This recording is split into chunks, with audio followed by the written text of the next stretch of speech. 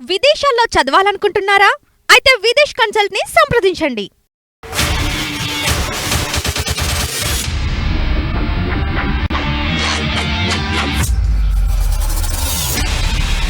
Hello నమస్తే, welcome to reality check. ఆంధ్రప్రదేశ్లో తాజా రాజకీయ పరిణామాలపై మనతో మాట్లాడడానికి వైఎస్ఆర్ కాంగ్రెస్ పార్టీ అధికార ప్రతినిధి జూపూడి ప్రభాకర్ గారు మనతో ఉన్నారు. అధికార ప్రతినిధి ఈ రోజు అయ్యారు, నిన్న వచ్చింది. కంగ్రాచులేషన్స్ జూపూడి ప్రభాకర్ గారు. అంటే మీరు ఆల్రెడీ చేస్తున్న పనికి వాళ్ళకి ఎండార్స్మెంట్ ఇచ్చారు. మీ పనే అంతా పార్టీ సిద్ధాంతాలని, పార్టీ లైన్ని ప్రజలకు చెప్పడం, అదే పనిలో బిజీగా ఉంటారు ఇప్పుడు. సో గుర్తించి మరోసారి అధికార ప్రతినిధి ఇచ్చినట్టున్నారు. ఈ టైంలో చాలా అవసరమే మీలాంటి వాళ్ళ పార్టీ. అంటే ఉన్నాం కదా సార్, ఇప్పటి నుంచే ఉన్నాం. పార్టీ పెట్టక ముందు నుంచి అధికార ప్రతినిధులుగానే ఉన్నారు. జగన్మోహన్ రెడ్డికి అధికార ప్రతినిధిగా ఉన్నారు అప్పుడు. అవును, నేను ఎమ్మెల్సీగా ఉండి ఆయన పార్టీ పెట్టినప్పటి నుంచి కూడా. పార్టీ పెట్టిన తర్వాత మామూలుగా అయ్యాం. దాన్ని చూసి కాంగ్రెస్ పార్టీ వాళ్ళు నన్ను తీసేయాలని కూడా ఎమ్మెల్సీ నుంచి సభ్యత్వాన్ని జగన్ తోడిపోతూ అన్ని మాట్లాడుతూ ఉన్నాడు, ఉద్యమం చేస్తూ ఉన్నాడు. ఇది మా పార్టీ ఇచ్చిన ఎమ్మెల్సీ, తీసేయాలని ఒక ప్లాన్ కూడా చేశారు. కానీ పాపం కుదరలేదు వాళ్ళకి. అప్పటి నుంచి ఉద్యమం తర్వాత ఇవి అన్ని జరుగుతున్నాయి. నాకైతే కొత్త ఏం కాదు, కానీ నిన్న సీఎం గారిని, విజయసాయి రెడ్డి గారిని మాట్లాడినప్పుడు సజ్జల గారిని మేము మళ్ళీ అనౌన్స్ చేస్తున్నాము అన్నారు. సరే చేయండి మాకు. అంటే కరుణాకర్ రెడ్డి, నేను, రోజా గారు, కొత్తగా వచ్చిన cinema I think TV anchor ఎవరు, శ్యామలా గారు.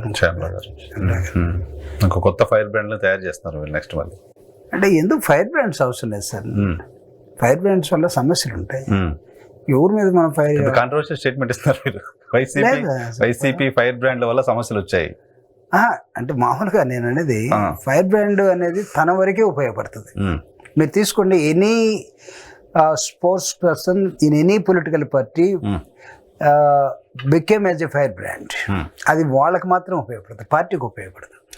ఓకే, వాళ్ళకి ఆ సందర్భంలో ఏమైనా ఉపయోగపడచ్చు. ఫర్ ఎగ్జాంపుల్ రేణుకా చౌదరి గారు అంటాం. రేణుకా చౌదరి ఆవిడని ఫైర్ బ్రాండ్ అని అనేవాళ్ళు. అంటే మేము ఇంజనీరింగ్ చదువుకునేటప్పటి నుంచి, తెలుగుదేశం ఎన్టీ రామారావు గారు అప్పటి నుంచి ఆవిడ వల్ల, అంటే నేను ఆవిడ తక్కువ చేసి మాట్లాడటం, ఆవిడ వల్ల ఆ పార్టీకి కానీ లేకపోతే సమాజానికి కానీ ఉపయోగం ఎక్కువ జరిగిందా, లేకపోతే ఆవిడకి ఎక్కువ ఉపయోగం జరిగింది? సరే, ఆవిడ పదవులు వచ్చి ఉండొచ్చు, కానీ ఆ పదవుల ద్వారా ప్రజలకు ఎంతో సర్వీస్ చేసి కేంద్ర మంత్రికి వెళ్ళారు, సర్వీస్ చేశారు. ఇప్పుడు మళ్ళీ రాజ్యసభ సభ్యులు అంటే సర్వీస్ చేయటం వేరు. నేను అనేది పదవి వచ్చిన తర్వాత సర్వీస్ చేయటం వేరు. అంటే పదవి రావటం కోసం కొంతమంది ఫైర్ బ్రాండ్స్ గా పేరు పెడితే అది పార్టీకి కూడా ప్రమాదమే. పార్టీకి కూడా ఆ ప్రమాదం పోయింది. కాబట్టి ఫైర్ బ్రాండ్స్ కాకూడదు. You have to come to the press with subject. మనం రాజకీయాలు చేసేది వాణ్ణి తిట్టడం కోసం, లేకపోతే అరవటం కోసం, బూతులు తిట్టడం కోసం కాదు సార్, ప్రజలు ఎడ్యుకేట్ చేయడం కోసం. ఇది మీకు అధికారం పోయిన తర్వాత తెలిసిందా? మాకని కాదు, మీ పార్టీకి ఉన్న ముద్ర గడిచిన అధికారంలో ఉన్న సమయంలో తిట్టేశారని కదా. ఆ ఫైర్ బ్రాండ్ 4-5 పర్సనాలిటీస్ విపరీతంగా తిట్టారని కదా. అది తిట్టడం కాదు, అది నష్టం జరిగిందని మేము భావిస్తున్నాం కదా. ఓకే, ఒప్పుకున్నారు కదా. ఖచ్చితంగా నేను ఒప్పుకున్నాను పర్సనల్ గా. నేనైతే even my personal feeling from the beginning also. అది ఎనీ పొలిటికల్ పార్టీ ఈ ఫైర్ బ్రాండ్స్ వల్ల, నోరు పారేసుకోవటం వల్ల, అది నువ్వు ప్రాపర్ గా పారేసుకో, సబ్జెక్ట్ తోటి పారేసుకో. ఈరోజు తెలంగాణలో ఏమైంది అంతే కదా. ఎందుకు వచ్చింది 2 పార్టీల మధ్య ఘర్షణ? అడిగితే పనికి మాలిన పంచాయతీ అంటారు. చూసా, ఎవరు పతివ్రతలు వీళ్ళ వాళ్ళ ఎవరు కాదు, అంతే కదా. నోరు ఫైర్ బ్రాండే కదా వ్యవహారం. సో ఇది అంటే నేను దాని మీద అంటే మనం ఎవరిని ఇస్తున్నాను కాదు, కానీ దయచేసి ఆ పేరు నాకు ఆపాదించొద్దని నేను మిమ్మల్ని రిక్వెస్ట్ తెలుసుకున్నాను. Okay, you are not a fire brand. I don't want to become a fire brand. Okay, what you are? నేను జగన్మోహన్ రెడ్డి గారి ఆలోచన విధానాన్ని, ఆయనకు ఒక ప్రత్యేకమైన ఆలోచన విధానం ఈ సమాజం పట్ల ఉందని భావిస్తూ ఉన్నా. ఆయనకు ఆలోచన విధానం లేకపోతే నేను పేదల వైపు ఉన్నాను, నేను పెత్తందారులంతా ఒకవైపు ఉన్నారు అనేది ఈ స్లోగన్ ఏదైతే ఉందో భారతదేశ చరిత్రలో ఇది పెద్ద స్లోగన్. ఇది ఈ రోజు మాకు బ్యాడ్ రిజల్ట్ వచ్చి ఉండొచ్చు, కానీ కమింగ్ డేస్ జగన్మోహన్ రెడ్డి గారి ఈ స్లోగన్ తోటి ఆయన ఆలోచన విధానాన్ని ముందుకు తీసుకెళ్ళడం కోసం, అంటే దీనిలో చాలా ఎడ్యుకేషన్ ఉంటుంది, దీనిలో చాలా మీటింగ్స్ పెట్టాల్సిన అవసరం ఉంటుంది, దీనిలో చాలా డెడికేషన్ ఉంది. ఇది సామాన్యంగా ఇచ్చే నాయకుడు ఇచ్చే స్లోగన్ అది. కమ్యూనిస్ట్ పార్టీ వాళ్ళు పెద్ద వాళ్ళు వాళ్ళకి బ్యాడ్ రిజల్ట్ వచ్చి వదిలేశారు. వాళ్ళ సహాయం ఇప్పుడు ఏదైనా ఒకటి కరెంటు ధరలు పెరిగాయంటే కమ్యూనిస్ట్ పార్టీ వాళ్ళు వచ్చేసి ధర్నా చేస్తారు, వాళ్ళు లాఠీ దెబ్బలు తింటారు, కేసులు పెట్టించుకుంటారు, జైలుకి పోతారు. పాపం వాళ్ళు వచ్చి ఎలక్షన్ నిలబడితే మనం వాళ్ళకి తప్ప వేరే వాళ్ళు కొట్టేస్తాం. ఇప్పుడు మా పరిస్థితి కూడా అలాగే అయిందా?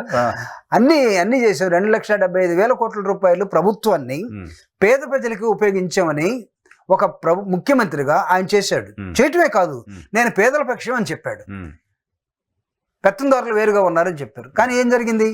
సో ఇది ఈ 2,70,000 కోట్లు ఏం చెప్పారు, ప్రజల కోసం ఏం చేశారు అనేది చెప్పడం కాకుండా మీ పార్టీ ఫైర్ బ్రాండ్లు వేరే మాట్లాడారు. ఈ కంటెంట్ ఎలా సార్? ఒక నాయకుడు, ఒక పార్టీ, ఒక ప్రణాళిక, ఒక సిద్ధాంతం. అసలు నీవు హౌ డిఫరెంట్ యు ఆర్. నీకు ఇంకొక రాజకీయ పార్టీకి నీ రాజకీయ పార్టీ ఎలా డిఫరెంట్గా ఉంది? జగన్మోహన్ రెడ్డి గారి మనస్తత్వం ఏంటి, ఆయన ఆలోచన విధానం ఏంటి, ఆయనకు ఉన్నటువంటి మిషనరీ స్వభావం ఏంటి? మిగతా రాజకీయ పార్టీలు, అటు తెలుగుదేశం కానీ లేకపోతే మిగతా వాళ్ళు కానీ వాళ్ళ స్వభావాలు ఏంటి? ఈరోజు కలిసి ఉండొచ్చు, బీజేపీతో కలిసి ఉండొచ్చు అధికారం కోసం, లేకపోతే ఇంకొక దానికోసం ఏదైనా కలిసి ఉండొచ్చు. But BJP, Janasena, Telugu Desam party, ఈ మూడింటికి 3 వేరు సిద్ధాంతాలు ఉన్నాయిగా. ఉన్నాయా లేవా? అందరి సిద్ధాంతం జగన్మోహన్ రెడ్డి ఓడించడం, ఒక సిద్ధాంతం కోసం కలిసారు వాళ్ళు. అంతే కదా. అంటే వాళ్ళకి ఇంకొక లేదు, వాళ్ళ ప్రణాళిక కానీ వాళ్ళ ఆలోచన విధానం కానీ ఉన్నప్పుడు కూడా ఇక్కడ కలిశారు. కానీ జగన్మోహన్ రెడ్డి గారు ఎంతమంది కలవనాయి, నేను డిఫరెంట్ గానే ఉన్నాను, నాదంతా కూడా ప్రజలకి, పేద ప్రజలకి. లేకపోతే ఇన్ని మెడికల్ కాలేజెస్ ఎక్కడి నుంచి వచ్చాయి? ఇంత mouthpiece of YSR Congress party and Jaganmohan Reddy గారు ఆలోచన విధానం. ఒక ఫైర్ బ్రాండ్ అంటే నాకు అర్థం అంటే ఎప్పుడన్నా నాకు తెలియకుండా ప్రెస్ లో ఏమన్నా చిన్న బూతు పదం వచ్చినా నాకే నేను సిగ్గుపడతాను. ఎందుకంటే మేము పుట్టింది మాలపల్లిలో లేదా దళిత వాడలో పుట్టాం. మాకు వచ్చిన బూతులు తిట్టడంలో మా తర్వాత ఎవరికైనా రావాలా? కానీ మీకంటే ఎక్కువ మీ పార్టీ వాళ్ళు చాలా మంది మాట్లాడారు. బూతుల్లో మాకు పిహెచ్డి పుట్టుకతోనే ఉంటుంది సార్. పిహెచ్డి మాకు ఇవ్వచ్చు, ఎవరన్నా దాని మీద చేస్తే. బూతుల్లో పిహెచ్డి ఎవరికి వచ్చిండే దళిత వాడల్లో వాళ్ళకున్న ఎవరికైనా ఇవ్వచ్చు అనుకుంటాం. అట్లేం లేదు, దళిత వాళ్ళలో అని కాదుగా, మొత్తం వాళ్ళే బూతులు మాట్లాడతారని కాదు కదా. అంటే మామూలుగా వస్తూ ఉంటాయి, తెలుస్తుంటాయి. మామూలుగా అంటే నేను ఇక్కడ చెప్పకూడదు కానీ మీ ముందు చాలా ఆ పదాలతోనే వస్తాం. పల్లెల్లో పెరిగంగా చూసా, పెరిగి ఉంటాం కాబట్టి. కాబట్టి ఇప్పుడు మళ్ళా ఒక పార్టీకి సిద్ధాంతకర్తగా ఉండి, ఒక స్పోక్స్ పర్సన్ గా ఉండి, మేము అదే బూతులు చిన్నప్పుడు తెలుసు తెలియక వాడిన బూతులన్నీ కూడా ఇక అన్ని జగన్మోహన్ రెడ్డి గారు నేనంతా చెప్పారు, క్లారిఫై చేస్తారా? ఎందుకంటే నా మనస్తత్వం మళ్ళీ ఎందుకు అడుగుతున్నా అంటే, జగన్మోహన్ రెడ్డి గారే అలా బూతులు మాట్లాడే వాళ్ళని ఎంకరేజ్ చేశారు. బూతులు మాట్లాడిచ్చింది జగన్మోహన్ రెడ్డి గారే. అలా మాట్లాడే వాళ్ళకి పదవులు వచ్చాయి, వాళ్ళకి ఎక్కువ ప్రయారిటీ ఇచ్చారు అంటే జగన్మోహన్ రెడ్డి గారికి అది ఇష్టమేమో అనేది బయట ఉన్న చర్చ. అంటే నాకు తెలిసి అలా ఉండదు. అయితే ఆయన చాలా అంశాల్లో ఏంటంటే చూస్తూ ఉంటాడు, టెస్ట్ చేస్తుంటాడు. మామూలుగా కొంతమంది అయితే ఏం చేస్తారంటే, నోర్బై ఏం మాట్లాడుతున్నావు అంటే పెద్ద పేరు కూడా వస్తుంది. ఇమ్మీడియట్గా అసెంబ్లీలో ఎవరన్నా బూతులు ఇంకొకరు మాట్లాడుతామంటే లేచి, అధ్యక్ష అది రికార్డు నుంచి తొలగించండి, as a chief minister I'm telling అని అన్నాడు అనుకోండి, పెద్ద పేరు వస్తుంది. కానీ ఎందుకు మాట్లాడుతున్నాడో ఏందో కూడా తర్వాత తెలుస్తుంది. జగన్మోహన్ రెడ్డి గారు ఇవ్వబోయే లెసన్ ఏంటో తర్వాత తెలుస్తుంది. జగన్మోహన్ రెడ్డి గారు ఈ రోజు మాట్లాడుతున్నాడంటే ఒక అంశాన్ని, అది 6 నెలల తర్వాత చాలా మందికి అర్థం అవుతుందండి. నేను చెప్తున్నాను, నేను స్టడీ చేసి చెప్తాను. మీకంటే ఎక్కువ క్లోజ్ గా చూసి స్టడీ చేసిన ఎవరు లేడు, తక్కువ మంది. నేను చెప్తున్నా, ఆయన మనం అనుకోవచ్చు ఏంటి నా ఇంత పిచ్చి స్టేట్మెంట్ ఇస్తున్నాడు, ఇది కరెక్టా? మీకు ఎందుకు కరోనా టైంలో మనకి దీనితోటి సహజీవనం చేయాల్సిందే, బ్లీచింగ్ పౌడర్ వాడుకోవాలి, పారాసిటమాల్ వేసుకోవాలని చెప్పాడు. చాలా మంది ఏమన్నారంటే అవహేళనగా మాట్లాడారు. ఎవరు మాట్లాడారు? ఫస్ట్ సహజీవనం వరల్డ్ హెల్త్ ఆర్గనైజేషన్ సెక్రటరీ తర్వాత మాట్లాడాడు. అదే మాట మాట్లాడాడు. ఈ రోజు కూడా సహజీవనం చేసాం, ఈ రోజు కూడా ఉంది. ఆ వైరస్ ఎక్కడ పోలా, కొత్త వైరస్ యాడ్ అవుతా ఉన్నాయి. కానీ అప్పుడు ఏమన్నారు, జగన్మోహన్ రెడ్డి గారికి ఏం తెలియదు, ఆయన ఏదో అది ఇది మాట్లాడారు ప్రతిపక్షం వాళ్ళు. కానీ పాపం వాళ్ళేమో గ్లాసు ఇళ్లలో పోయి దాక్కున్నారు, మాట్లాడినట్టు వాళ్ళు కొత్తగా కట్టుకున్న ఇళ్లలో గ్లాసులు పెట్టుకొని ఆ గ్లాస్ రూమ్ లో కూర్చొని ఆ పీరియడ్ అంతా బయటకు రాలేదు. కానీ జగన్మోహన్ రెడ్డి గారు ఎక్కడ పోలా. ఇప్పుడు పాయింట్ ఏంటంటే, జగన్మోహన్ రెడ్డి గారు అధికారంలో ఉన్న సమయంలో వీకెండ్ పాలిటిక్స్ చేయడానికి వస్తున్నారు, వీకెండ్ అయితే హైదరాబాద్కి వెళ్ళిపోతారని చంద్రబాబు నాయుడు గారిని, పవన్ కళ్యాణ్ గారిని, ఈవెన్ భారతీయ జనతా పార్టీకి సంబంధించిన నాయకులు మాట్లాడారు. ఇప్పుడు ఆయన హైదరాబాద్ వదిలేసి బెంగళూరు పోతున్నాడు. ఏం సమాధానం చెప్తారు మీరు? అంటే సార్, ఒక నాయకుడు ప్రజలకి కాపలా కాసి 24 hours వాళ్ళ చుట్టూరే ఉండాలి అని కోరుకోవటంలో తప్పులేదు, కానీ ఆయన కూడా ఒక మనిషి. వాళ్ళకి కొన్ని ఇష్యూస్ ఉంటాయి, పర్సనల్ ఫ్యామిలీస్ ఉంటాయి. వాటి కోసం 1-2 రోజులు మాట్లాడుకోవడం కోసం, లేకపోతే ఆర్గనైజేషన్ సెర్చ్ చేసుకోవడం కోసం ఇప్పుడు జగన్మోహన్ రెడ్డి గారు న్యూ ఆర్గనైజేషన్ సెర్చ్ చేయాల్సిన అవసరం ఉంది. దానికి సంబంధించిన కన్స్ట్రక్షన్, న్యూ కన్స్ట్రక్షన్ అంటే మళ్ళీ ఇంకో బ్యాలెన్స్ కట్టుకుంటున్నారని అంటారేమో. కాదు, పార్టీని ఆయన ఏ విధంగా అంటే కింద గ్రామ లెవెల్ నుంచి ఎలా తీసుకెళ్లాలో ఆయన ఒక ఎక్సర్సైజ్ లో ఉన్నాడు.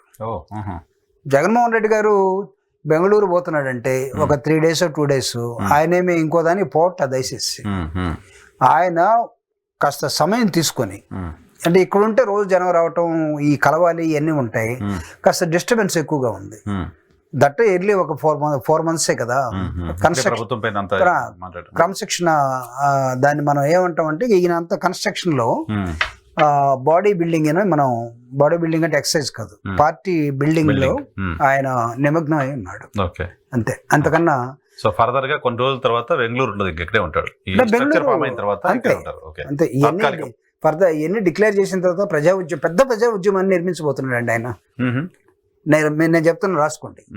ఈ 5 సంవత్సరాల్లో ఒక అంతకు ముందు జగన్మోహన్ రెడ్డి గారిని ఫాలో అయిన అంతకన్నా డబుల్ ఫాలో అయ్యేటట్టుగా ఒక పెద్ద ప్రజా ఉద్యమాన్ని నిర్మించబోతా ఉన్నాడు. ఆ నిర్మాణం కోసమే ఈ రోజు ఎక్సర్సైజ్ జరుగుతూ ఉంది.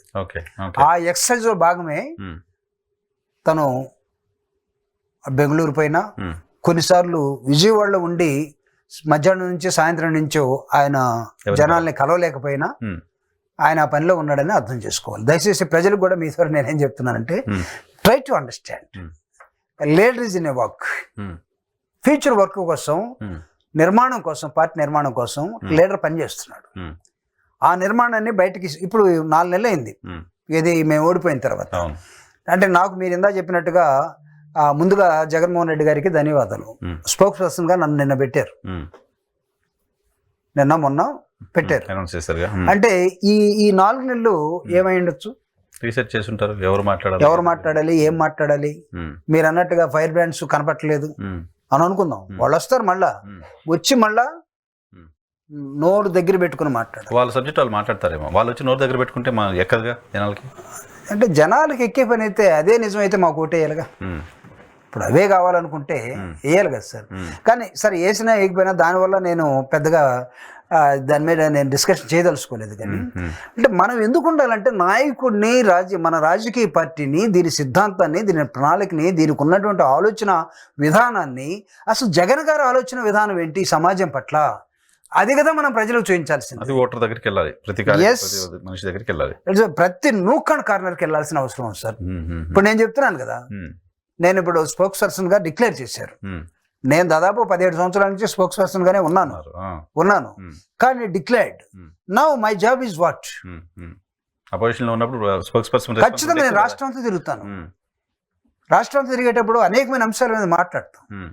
జగన్కి ఈ సమాజం పట్ల ఉన్నటువంటి అవగాహన ఏంటి, దాన్ని మనం ఎందుకు అర్థం చేసుకోలేకపోతున్నాం. పేదల తరపున నిలబడతానని ఒక కమ్యూనిస్ట్ పార్టీ వాళ్ళే ఇచ్చే స్లోగన్ ని ఈయన ఎందుకు అందుకున్నాడు? ఈయన విద్య మీద, ఉద్యోగం మీద పెట్టినటువంటి శ్రద్ధ ఈ భారతదేశంలో ఏ ముఖ్యమంత్రి అయినా పెట్టాడు. ఎందుకు పేదవాళ్ళని హక్కును చేర్చుకొని ఆప్యాయంగా వాళ్ళని ఎందుకు దగ్గర తీసుకుంటున్నాడు? ఇంకొకళ్ళు ఎవరు, చంద్రబాబు నాయుడు గారు ఎవరినన్నా బాగా అసహ్యంగా ఉన్న మనుషుల్ని దగ్గరికి తీసుకొని ఆలింగనం చేసుకొని ముద్దు పెట్టుకోగలడా? నీకు హ్యూమన్ టచ్ ఉండాలి కదా సార్. అది యాక్షన్ కోసం కాదు కదా ఆయనకి. అసలు నిజంగా నేను మీకు చెప్తాను సార్, ఇప్పుడు ఇది సందర్భం కాదు. మేము ఓదార్పు యాత్రలో ఊళ్ళంతా పుండ్లు ఉన్నాయి, ముసలాయన. ఇక్కడంతా చాలా బ్యాడ్ స్మెల్ వస్తూ ఉంది. మనిషి స్నానం చేసి కూడా ఎన్ని రోజులు ఎందుకు తెలియదు, నులక మంచం మీద పడేసారు వాళ్ళ పిల్లలు కానీ వాళ్ళందరూ కూడా. ఆయన దగ్గర కూర్చొని గట్టిగా పెట్టుకుని వాటేసుకుంటే నేను కొద్దిగా పక్కకి నెట్టాను. కొంచెం జరగమని నెట్టటువంటి కొంచెం స్మెల్, మాకే స్మెల్ వస్తా ఉంది దూరంగా ఉన్న వాళ్ళకి. నెడితే నన్ను అవతల నెట్టేశాడు. కాదన్నా కొద్దిగా అని అంటే నాకు ఆయన కనపడ్డా, నువ్వు పక్క పో అన్నాడు. ఎవరు చూపిస్తాడండి అది?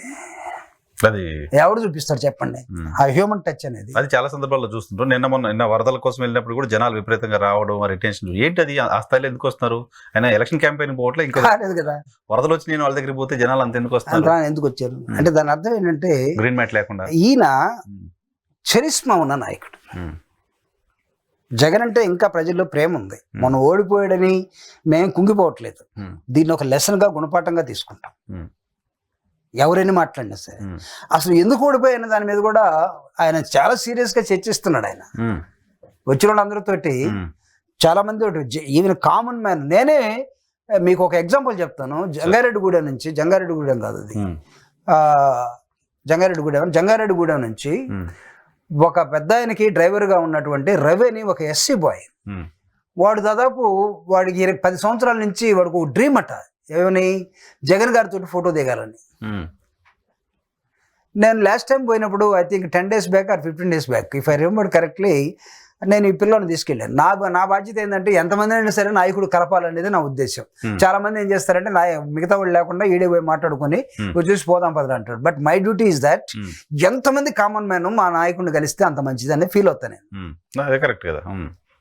అందుకే నేను వస్తున్నానంటే పార్టీ ఆఫీసులో కూడా పిల్లలు కూడా వస్తుంది అంటారు నన్ను. ఇతను వస్తున్నాడంటే ఒక 10-20 మందిని వేసుకొని వస్తాడు, ఇంతమందిని ఆడ కల్పించాలి అనుకుంటారు వాళ్ళు. కలవటమే నాయకుడు డ్యూటీ అని చెప్తాను నేను. ఆ రవి అనేవాడు ఒక డ్రైవర్ సార్.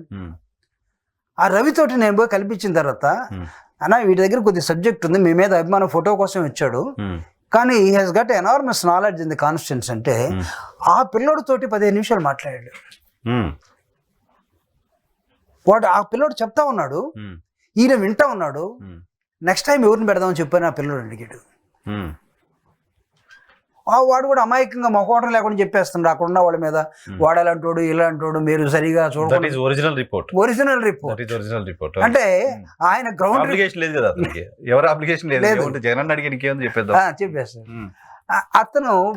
అంటే ఆ లెవెల్కి ఇప్పుడు జగన్మోహన్ రెడ్డి గారు వెళ్తా ఉంటే, జగన్మోహన్ రెడ్డి గారికి ఏమి తెలియదని మనం అనుకుందామా? సమాజం పట్ల ఒక అవగాహన లేకుండా రాజకీయాలు చేస్తుండ అనుకుందామా? ఎవడు పంచాడు సార్ ప్రభుత్వం డబ్బే?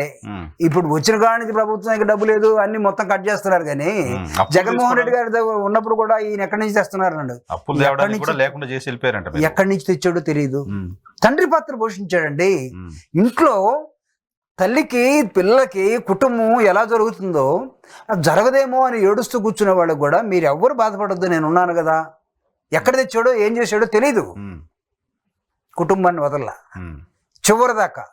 ప్రతి ప్రామిస్ని హి హస్ బీన్ ఫుల్ఫిల్డ్. ఇప్పుడు ప్రామిస్లు ఏమైనాయి? ఏది సూపర్ 6 ఆ క్రికెట్లో పెట్టుకోలేము, మామూలు 6 కదా, అది హైయెస్ట్ రన్స్ 6 అయినా ఇంకేమైనా ఉందా? సూపర్ 6 అంటే ఇంకొక 2 కలిపి 6 కలిపి 12 చేయటం ఏమైనా ఉంటుందేమో. అదే దాని సూపర్ ఇది లేదేమో. ఇప్పుడు 6కు పోయింది, సూపర్ కూడా లేనట్టుంది. కనపడుతున్నాయి కదా. సో ఇప్పుడు మీ పార్టీకి సంబంధించిన నాయకులు అరెస్టులు అవుతున్నాయి. మీరు మీ వాళ్ళు సుప్రీంకోర్టు దాకా వెళ్ళి కూడా రిలీఫ్ అడుగుతున్నారు. మీ వాళ్ళు పాస్పోర్ట్లు సరెండర్ చేయటాలు ఇవన్నీ జరుగుతున్నాయి. బెయిల్ వచ్చినట్టుంది కదా, వచ్చిందా? సుప్రీం పాస్పోర్ట్ ఇవ్వాలి, బెయిల్, పాస్పోర్ట్ సరెండర్ చేయాలి. కాదు, అధికారంలో ఉన్నప్పుడేమో జగన్మోహన్ రెడ్డి గారు మా వాళ్ళకి బీపీలు వచ్చాయి దాడి చేశారు అంటారు. ఇప్పుడేమో భయపడిపోయి కోర్టుల చుట్టూ తిరగాల్సిన పరిస్థితి ఎందుకు? అంటే మొన్న మా వాళ్ళకి బీపీలు వచ్చి దాడి చేశారు అంటే కమిట్ అయినట్టే కదా, మీరు దాడి చేసినట్టుగా. అంటే ఆ రోజు ఉన్న పరిస్థితి సార్, ఆ రోజు వరకు సిచ్యువేషన్. అంటే కొన్నిసార్లు ఒక సిచ్యువేషన్ మనిషిని ప్రభావితం చేస్తుంది. మనం మొత్తగా అప్పుడు ఒక గ్రంథం వేసుకొని చదివిన తర్వాత మనం మాట్లాడదాం అనడానికి అవకాశం ఉండదు. ఇన్స్టెంట్ రియాక్షన్ అవసరం అవుతుంది. మా నాయకుడిని బోషడేకే అనేదానికి ఆయన తెలుగులో ట్రాన్స్లేట్ చేసి కూడా చెప్పాడు. ఈ పదం వాడినప్పుడు నాకు కూడా కొంతమంది అభిమానులు ఉంటారు కదా, ఒక ముఖ్యమంత్రిగా అభిమానులు ఉంటారు కదా, వాళ్ళు రియాక్ట్ అయ్యారు. అదే కదా ఆయన అన్నది. దాన్నే బీపీ వచ్చిందనో లేకపోతే షుగర్ లెవెల్స్ పెరిగాయనో తగ్గాయనో అని అనుకుందాం మన భాషలో చెప్పారంటే. సో ఆయన తప్పించుకోవడానికి ఏమన్నా మామూలుగా ఉన్న వాస్తవం చెప్పాడు. దాని తర్వాత వాళ్ళు ఏం చేశారంటే అసలు ఆ కేసుని అప్పుడే పోలీసులు ఛార్జ్ షీట్ పెట్టుంటే అయిపోయింది. ఆ ఎస్పీ ఎందుకు పెట్టలేదు, ఏం చేయలేదు తెలియదు. తర్వాత ఇప్పుడు దాన్ని ఓపెన్ చేసుకున్నారు. జనరల్గా ఓపెన్ చేసుకున్నప్పుడు ఏమవుతుంది, ఒక అరెస్ట్ జరుగుతుంది, తర్వాత బెయిల్ వస్తుంది, వెళ్ళిపోతారు. అయితే కొంతమంది ఇక్కడ బెయిల్కి రాక వాళ్ళు ఢిల్లీ దాకా వెళ్ళినట్టున్నారు. సో అంటే నేనేమంటున్నా అంటే ఇప్పుడు దాన్ని టీడీపీ ఏదో మా పైన బలవంతంగా అక్రమ అరెస్టులు చేస్తుందని మీరు మాట్లాడడానికి లేదు. అలా కాదు, అంటే నేను ఇదొక్కటైతే ఒక రీజన్ ఉందని అనుకుందాం. అలా కాదు కదా, సాంబిరెడ్డి అని అతను కొట్టారు, కాళ్ళు చేతులు కొట్టారు, ఆయన ఏమి దాడి చేయలేదే. అక్కడ వినుకొండలో అతను చంపేశారు, గుడివాళ్ళు పొడి చేశారు, ఇప్పుడు కూడా దాడులు జరుగుతూ ఉన్నాయి. వీటిని ఏమంటాం మనం అంటే మీ కక్ష లేకపోతే మీరు చేయాలనుకున్నది మీ రెడ్ బుక్ ఇప్పుడు మీరు వాడుతున్నారు అంతే కదా. సో మీరు కూడా వారికి జగన్మోహన్ రెడ్డి గారు మాట్లాడుతున్నారు, మేము ఇది అమలు చేస్తే వెనక జైలు నిండిపోతాయని. అంటే ఇప్పుడు మా నాయకుడు అనేవాడు ఆ మాత్రం కూడా మాట్లాడకుండా ఉంటే ఢిల్లీకి వెళ్ళి ధర్నా చేశాం. వినుకొండ ఇన్సిడెంట్స్ తర్వాత జగన్మోహన్ రెడ్డి గారు ఢిల్లీ లెవెల్లో ధర్నా చేసి అక్కడ కలిసి వచ్చే వాళ్ళందరితో మాట్లాడించాడు. ప్రజాస్వామ్యబద్ధంగా జరుగుతున్న విషయాన్ని ఆంధ్రప్రదేశ్లో ఈ కూటమి చేస్తున్నటువంటి అకృత్యాల మొత్తాన్ని కూడా బయట పెట్టాడు. ఆ రోజు నుంచి ఏం చేశారంటే వాళ్ళు కొంచెం దాడులు తగ్గించి కేసులు పెట్ట మొదలు పెట్టారు. కేసులుగా ఉంది, కోర్టులు ఉన్నాయి కదా. ఈ లోపల హైకోర్టు బెయిల్ రాలేదు, సుప్రీంకోర్టుకి వెళ్ళారు. సుప్రీంకోర్టుకి వెళ్ళే లోపల కొంచెం వాళ్ళు హైడ్ అండ్ సీక్ లో ఉన్నారు. మామూలుగా వెంటనే వచ్చేసి బాబు నాకు బేడీ లేండి అని ఎవడు చెప్పడు కదా. అధికారం పోయిన తర్వాత కొంచెం తత్వం బోధపడుతూ ఉండాలి. నాయకులు ఇళ్ల మీద మందు వేసుకొని పోవడం, పార్టీ ఆఫీసుల మీద పోయి దాడులు చేయడం డెఫినెట్ గా యాక్సెప్టెన్స్ చేసే కాదు. అవును, నో డౌట్, డెఫినెట్ గా కాదు. కొంత కల్చర్, అది బ్యాడ్ కల్చర్ ని మనం ఇంట్రడ్యూస్ చేయకూడదు అసలు. ఇప్పుడు వీళ్ళంతా నీతులు చెప్పేవాళ్ళు కదా, కూటమిలో ఉన్న వాళ్ళు నీతులు బ్యాచ్ కదా. వాళ్ళు ఇప్పుడు మీ దారిలోనే పోతున్నారు. కాదు, ఎలా పోతాడు? వేమన పద్యాలు ఉన్నాయి కదా. మీకు జరిగిన ప్రభావమే రేపొద్దున వాళ్ళకి జరుగుతుంది. అలాగే పోతే మార్చుకోవాలి.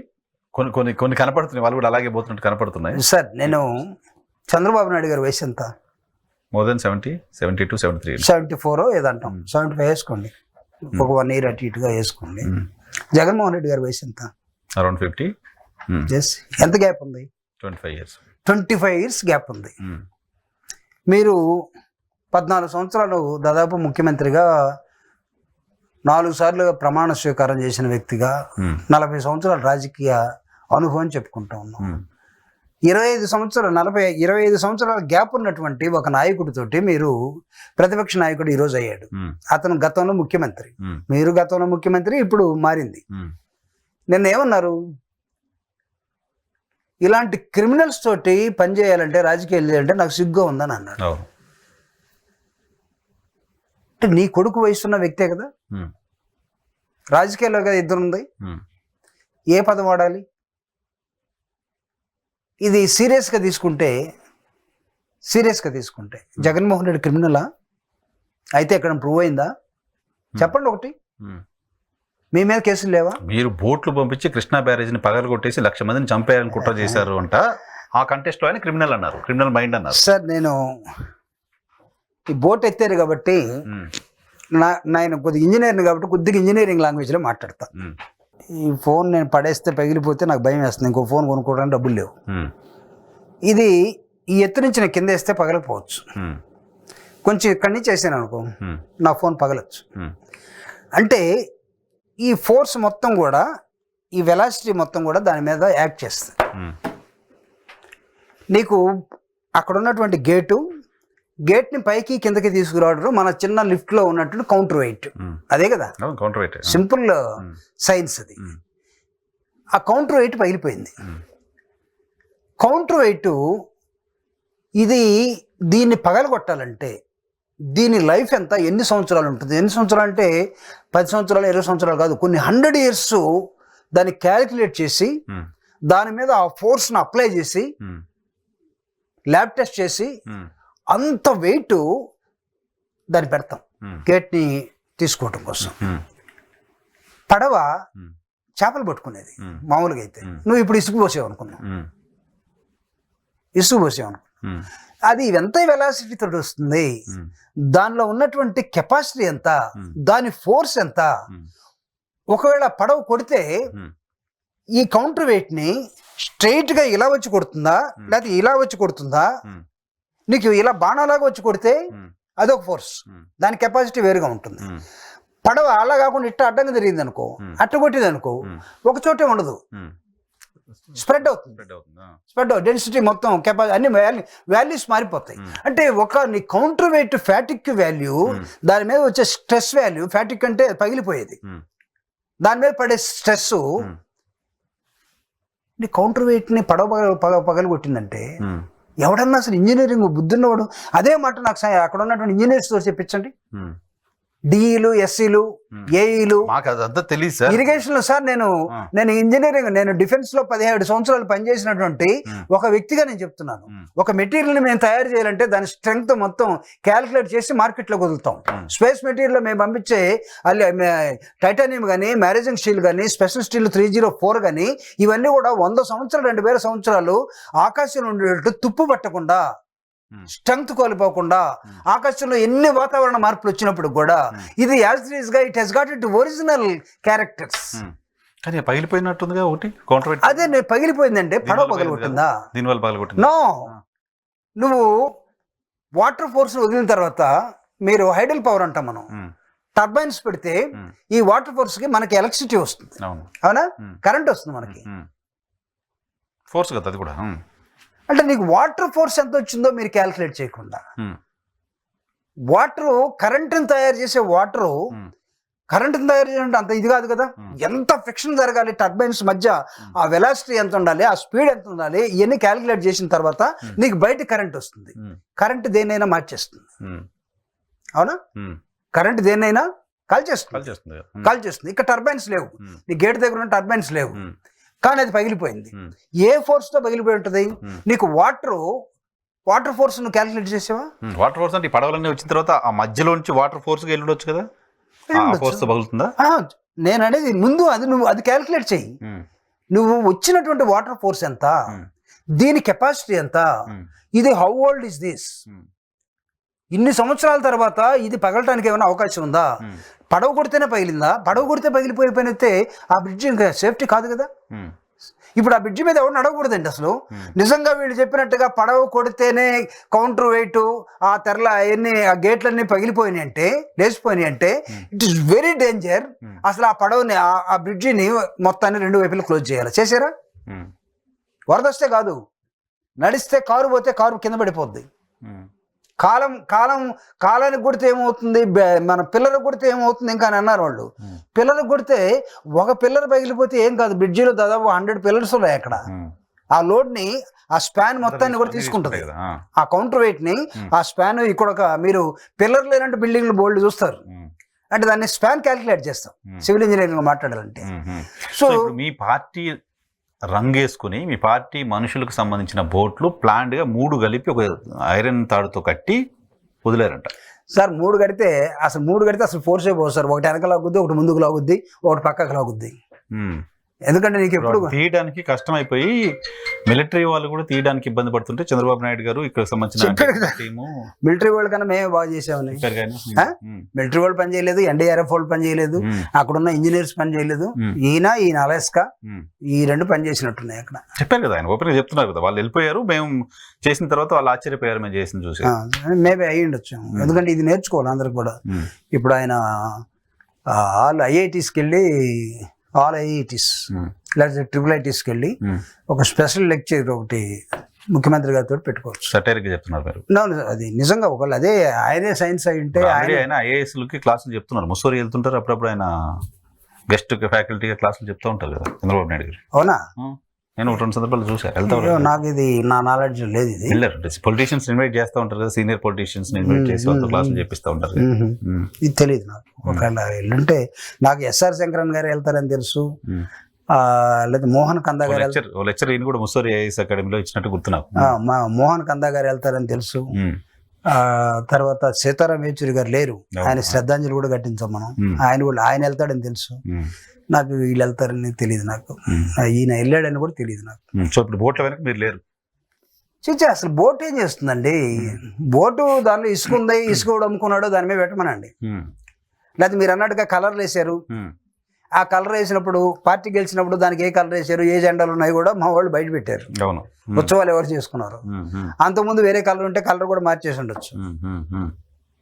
ఇప్పుడు ఆ కలర్ని బట్టి దాని ఓనర్ని బట్టి కలర్ని మీరు ఒక డిటెక్ట్ చేయదలుచుకుంటే you can detect what is there.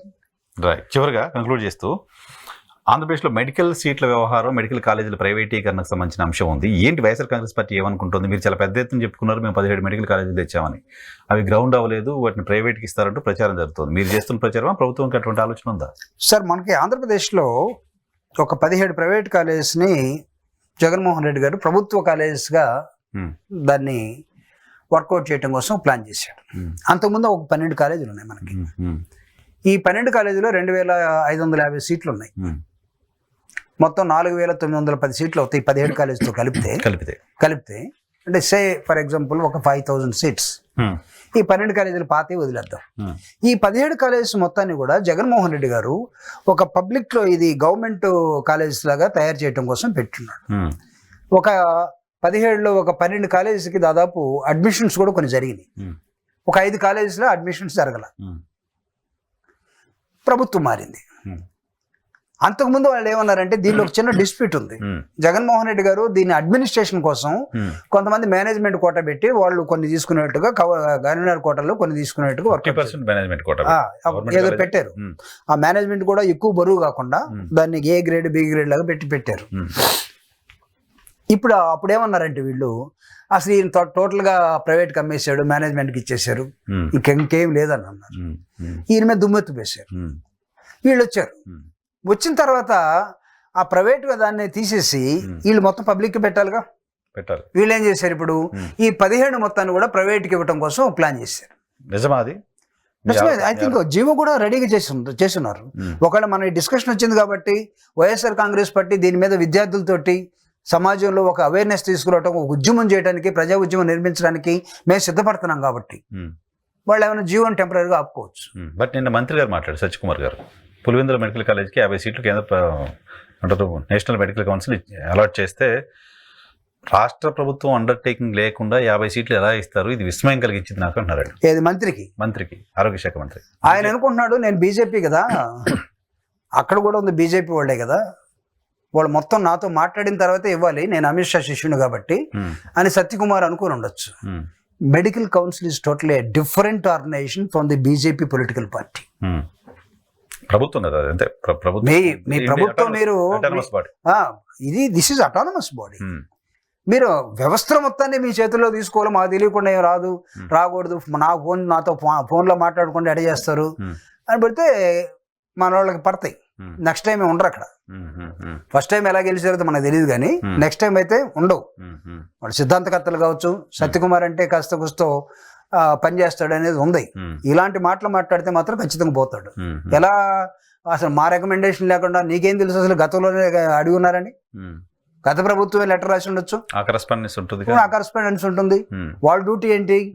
ఎక్కడ ల్యాగింగ్స్ ఉన్నాయి, ఎక్కడ ఎవరికి ఇవ్వాలో వాళ్ళు స్టడీ టీమ్ వేసుకొని చెక్ చేసి ఇస్తారు. స్టడీ టీమ్ ఉంటుంది వాళ్ళకి. You're not expert in all this thing. Maybe expert in political angle, BJP angle, అంతేగాని మిగతా చోట్ల కాదు కదా. Of course you're a minister now, but minister తెలిసి తెలియకుండా నా పర్మిషన్ లేకుండా ఎట్టొచ్చినాయనంటే, ఆయన పర్మిషన్ కాదు, ముఖ్యమంత్రి పర్మిషన్ లేకుండా ఎట్టొచ్చినాయి అని అన్నారు. అదే ప్రభుత్వానికి తెలియకుండా, ప్రభుత్వం అండర్టేకింగ్ ఇవ్వకుండా ఎలా మీరు చెప్తారు అంటాడు ఆయన. చెక్ చేసుకోమండి, ఫైల్స్ అన్ని చెక్ చేసుకుని అడగమనండి. కానీ అడిగే క్రమంలో మీరందరూ మా బీజేపీ కోసం పనిచేయాలంటే తాడదీస్తారు. డోంట్ ఎక్స్పెక్ట్ ఎవ్రీథింగ్ మీ కనసన్నుల్లోనే జరగాలి. మీరేం రాజులు కాదు, మీరేం ప్రభువులు కాదు. ఇప్పుడు ఆల్రెడీ వ్యవస్థలన్నీ కేంద్ర ప్రభుత్వం గుప్పెట్లో పెట్టుకుంది, సిబిఐలు, ఈడీలు అని చేశారు. They will come sir, the day will come. నిన్న కాక మొన్న చీఫ్ జస్టిస్ ఇంటికి నరేంద్ర మోడీ గారు వెళ్ళడం పైన కూడా చూస్తున్నాం. దానికి కూడా రకరకాల కలర్స్, ఫ్లేవర్స్ వస్తున్నాయి. సో అంటే తప్పు చేస్తున్నారండి మీరు చూడండి. ఆఫ్టర్ ఆల్ అనకూడదు, కానీ ఈ మన మున్సిపల్ లెవెల్లో ఉండే, తాలూకా లెవెల్లో ఉండే జడ్జిసే రారు బయటికి, బయటికి కలవరు, మాట్లాడరు సార్ వాళ్ళు. ఎలా పోతారు? ప్రైమ్ మినిస్టర్ ఏదైనా ఫంక్షన్ పోతారేమో, లేదా ఆ కల్చర్ లేదు కదా. This is totally signal. అసలు ఇది ఒక పొలిటికల్ థింక్ ట్యాంక్ బాడీ. అది లా మొత్తాన్ని థింక్ ట్యాంక్ చేసి you should be away from the public, you must be very neutral. You are a neutral person. You should appear like that. Yes, at least మీరు వేరే phone లో మాట్లాడుకుంటే మాకేం తెలియదు మీ అపాయింట్మెంట్స్ కోసం వీటన్నిటికి. But when you are in the chair you have to bring beauty to the chair. ఆ chair అందాన్ని నువ్వు పోగొడితే ఆ చైర్కే నువ్వు పేర్లు లేకపోతే ఏముంది? అంత ముందు ఉన్నటువంటి జడ్జి ఏమయ్యాడు? ఎంపీ అయ్యాడు. ఇంకో జడ్జి ఏమయ్యాడు? గవర్నర్ గల గవర్నర్ అయ్యాడు. ఏముంది అసలు? నన్ను అడిగితే గవర్నర్ అయినా ఎంపీ అయినా అసలు మీ జడ్జి పోస్ట్ కన్నా మీకు గౌరవం తెచ్చేది అనుకుంటున్నారా? అంతే కదా, అంతకంటే ఏముంది ఇంకా? అసలు ఎట్లా వస్తుంది సార్ నీకు? నీ సెల్ఫ్ రెస్పెక్ట్ కానీ నీ ప్రొఫైల్ కానీ దేంతో పెరుగుతుందంటే బరుతో నాలెడ్జ్తో. నువ్వు స్ట్రైట్ గా ఈ కుర్చీలో స్పైనల్ కార్డు ఉపయోగించి కూర్చోవాలా. నేను ఇక్కడ కూడా ఇట్లా బెండ్ అవుతానంటే నువ్వు you are not using your spine. నీ స్పైన్ ఎక్కడో ప్రాబ్లం ఉంది. నెటారుగా నిలబడు, యూజ్ బ్రెయిన్. పాలిటిక్స్ అంటే మనం ఎట్లా అయిపోయామంటే కాళ్ళు పట్టుకోవటం, కాకా పట్టడం, ఏదో ఐ సప్లై చేయటం, ఈ సప్లై చేయటం, పాలిటిక్స్ నాశనం చేశారు సార్ వీళ్ళు. ఏంటది జడ్జి ఇంటికి పోవటం అసలు? దట్ చీఫ్ జస్టిస్ దేనికోసం పోయారు? మీ ఇద్దరికి ఏమన్నా ఒక చిన్న ఫంక్షన్ ఆడితే ఏమన్నా అరేంజ్ చేసి? ఫంక్షన్ వేరు కానీ ఇంట్లో పూజకి వెళ్ళడం అనేది కామన్. ఏదో ఫంక్షన్, పెళ్లిళ్ళు, ఇంకేదో somehow they are sending a wrong signal to the society. Medical college మిగతా అన్ని అటానమస్ బాడీలు అంటుంటే చీఫ్ జస్టిస్ దగ్గరికి ప్రధానమంత్రి పోయినప్పుడు ఇంక వీటిని అటానమస్ అని మనం ఇంకా అనలేం కదా. మీరు అన్నట్టుగా వ్యవస్థను మొత్తాన్ని కూడా వాళ్ళు గుప్పెట్లో పెట్టుకొని ఈవెన్ నేను చెప్తేనే వింటాడు చీఫ్ జస్టిస్ ఆఫ్ ఇండియా అనే దశలోకి ప్రధానమంత్రి సిగ్నల్స్ పంపిస్తున్నాడంటే మనం డెమోక్రసీలో వీళ్ళు ఏమైనా రాజ్యాంగాన్ని బాబాసాహెబ్ అంబేద్కర్ ఇచ్చిన రాజ్యాంగాన్ని ఒక రోజైనా చదివారా? కనీసం ఒక పీఠకి చదువుకున్నా సరిపోద్ది. వాళ్ళు ప్రియాంబుల్ మొత్తం చదివినా చాలు సార్. నేను ఐ రిక్వెస్ట్ త్రూ యూ, ఇది మీరు వీలైతే మన ప్రైమ్ మినిస్టర్ గారికి, మోడీ గారికి పంపండి. Please read the preamble of Indian constitution. మొత్తం చదవని అవసరం లేదు. చాలు కదా, ఆత్మ అదే ఆత్మ కదా, దాన్ని చదవండి, దాని ప్రకారం నడుచుకోండి. ఏంటి మెడికల్ కాలేజీల పైన ప్రైవేట్ పరం చేస్తే ఉద్యమం చేస్తుంది ఖచ్చితంగా. వైఎస్ఆర్ కాంగ్రెస్ పార్టీ దాన్ని వదిలేదే లేదు. 17 కాలేజీలు 5,000 సీట్లు ప్రజలకే చెందాలి. మీ ఇష్టం వచ్చిన వాళ్ళకి అమ్ముకుంటాం, ప్రైవేట్ వాళ్ళకి ఇచ్చేస్తాం. ప్రైవేట్ వాళ్ళు ఉన్నారు సత్య, మీ ఆయన పేరు ఏం పేరు? సత్య గారా? Medical minister, health minister. ఆయన ఏమైనా కాలేజీలు తీసుకోవడానికి సిద్ధంగా ఉన్నాడేమో, ఇంకా మంత్రులు ఏమైనా సిద్ధంగా ఉన్నారేమో నడపడానికి. చాలా మంది ఉంటారు కదా. అంటే మీరు పంచుకోవడానికా? ప్రజలకి, పేదవాడికి. జగన్మోహన్ రెడ్డి గారు నీకు ఆరోగ్యం మీద, పబ్లిక్ హెల్త్ మీద, హాస్పిటల్స్ మీద ఎంత మనసు పెట్టి చేశాడంటే ఫెడరల్ క్యాస్ట్ క్యూబాలో చేసినట్టు చేశాడు ఆయన. ఊరగజీల నేను ఇందాక మీకు అన్నాను, జగన్మోహన్ రెడ్డి గారు ఆలోచన విధానం వర్దిల్లాలని ఎందుకు అన్నానంటే, అంటే నీకు అంత హెల్త్, ఎడ్యుకేషన్ ఈ రెండు ఇస్తే చాలు, మనం మనిషి తనంతటి తాను నిలబడతాడనే ఒక నాయకుడికి ఆలోచన వచ్చిన తర్వాత నేను టోటల్గా డౌన్ అయ్యానండి. నేను పడిపోయిన లేపడానికి ఒక వ్యవస్థ నాకు తోడుగా వచ్చింది అనుకోండి. రాజశేఖర రెడ్డి గారు 108 ఎట్ట పెట్టాడు? ఎక్కడైనా ఎవడైనా హిట్ చేస్తే మీరు దయచేసి 108 కాల్ చేయండి, 8 minutesలో అది వస్తుంది అన్నాడు. 8 minutesలో నిజంగా వచ్చేసి తీసుకెళ్ళి హాస్పిటల్లో చేర్చారు అనుకో, సేవ్ ఎక్స్పీరియన్స్ చేసింది మొత్తం రాష్ట్రం చేశారు కదా. ఇప్పుడు జగన్మోహన్ రెడ్డి గారు హెల్త్ మీద అంత ఫోకస్ పెట్టి ఆయన పనిచేస్తుంటే ఆ హెల్త్ మొత్తం తీసుకెళ్ళి నువ్వు ప్రైవేటైజేషన్ చేస్తామంటే, ప్రైవేట్ హాస్పిటల్స్ ఎలా ఉన్నాయి నీకు? ప్రైవేట్ డాక్టరు ఎవడన్నా పేదలను పట్టించుకుంటాడా? పాటూరు రామయ్య గారు సీనియర్ మోస్ట్ 4 సార్లు ఎమ్మెల్యే, 2004లో అయిపోయారు. ఏం వాడు కరెక్ట్. 2004లో ఆయన అసెంబ్లీలో ఒక మాట మాట్లాడాడు. రాజశేఖర రెడ్డి గారు ముఖ్యమంత్రిగా ఉన్నారు, రామయ్య గారు నిన్న మొన్న కనపడలేదు అన్నాడు ఆయన. జస్ట్ మాట్లాడుతూ. రాజశేఖర రెడ్డి గారు అంటే ఎలా ఉంటాడో తెలుసు కదా, ఆయనకి అందరూ ఫ్రెండ్స్. ఆయన సిపిఎం అయినా ఏమైనా, రామయ్య గారు నిన్న మొన్న కనపడలేదంటే ఆయన ఏమన్నాడు తెలుసా? నాకు బాగలేక రాలేదండి అన్నాడు. బాగలేకపోతే ఏంటి, హాస్పిటల్ పోకూడదు అన్నాడు. ఏ హాస్పిటల్ పోవాల్సింటే పక్కన నీకు యశోద ఉంది కదా అన్నాడు. యశోద పోతే అన్ని డబ్బులు కూడా కడతారు సార్ అన్నాడు. పాప రాజశేఖర రెడ్డి గారు ఈయన దగ్గర డబ్బులు లేవని తెలుసు అనుకోని అంటే రామయ్య గారు అప్పుడు ఒక ప్రశ్న లేవదీశాడు. మనకు ఉస్మానియా ఉంది, గాంధీ ఉంది,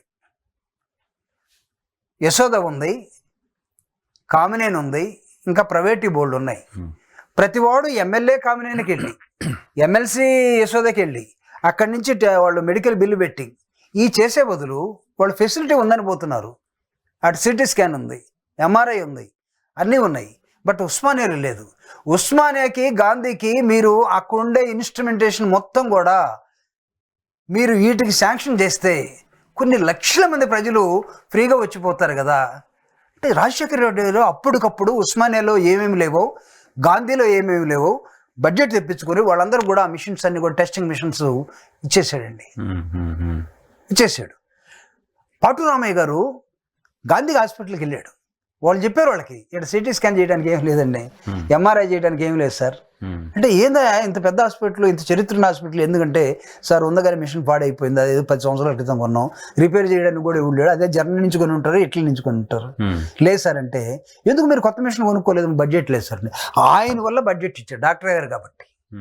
మీరు ఆ పద్ధతిలో జగన్మోహన్ రెడ్డి గారు ఈరోజు చేస్తూ ఉంటే ప్రైవేట్ కాలేజీలని కాకుండా మొత్తం ప్రైవేట్, మొత్తం పబ్లిక్ చేసి డాక్టర్స్ని ఎలా సెలెక్ట్ చేశాడు సార్? మొన్న కేజ్రీవాల్ ఢిల్లీలో ఏ మోడల్ వాడాడు, ఫ్యామిలీ డాక్టర్ కాన్సెప్ట్ తీసుకొచ్చాడు. పేదోడికి ఎవరికన్నా గ్రామంలో ఫ్యామిలీ డాక్టర్ కాన్సెప్ట్ ఉంటుందా? లేదు కదా. ప్రతి వాడికి డాక్టర్ అనే కాన్సెప్ట్. షుగర్ ఇప్పుడు కావాల్సింది షుగర్, బీపీ చూసి ఇచ్చేస్తాను. ఈసీజీ యాడ్ చేశాడు, రెఫరల్ డాక్టర్ని పెట్టాడు. ఇంత చేస్తే నువ్వు ఎన్ని లేకుండా ప్రైవేటైజ్ చేస్తున్నావు అంటే నీకు జనం అంటే నీకు అసలు భయం ఉందా? ప్రైవేట్ వాళ్ళు కూడా వాళ్ళు బిజినెస్ కోణంలో చూస్తారు కదా. ఇప్పుడు ఇంతమంది చూస్తున్నా ఆంధ్రప్రదేశ్లో ఓపీ సేవలు బంద్ చేసి ఈరోజు ప్రైవేట్ హాస్పిటల్స్ అన్ని. ఎందుకంటే ఆరోగ్యశ్రీ బిల్స్ ఇవ్వలేదంట. ఓపీకి కూడా పోయే పరిస్థితి ఉండదు, ఆరోగ్యశ్రీ వాడుకునే పరిస్థితి ఉండదు.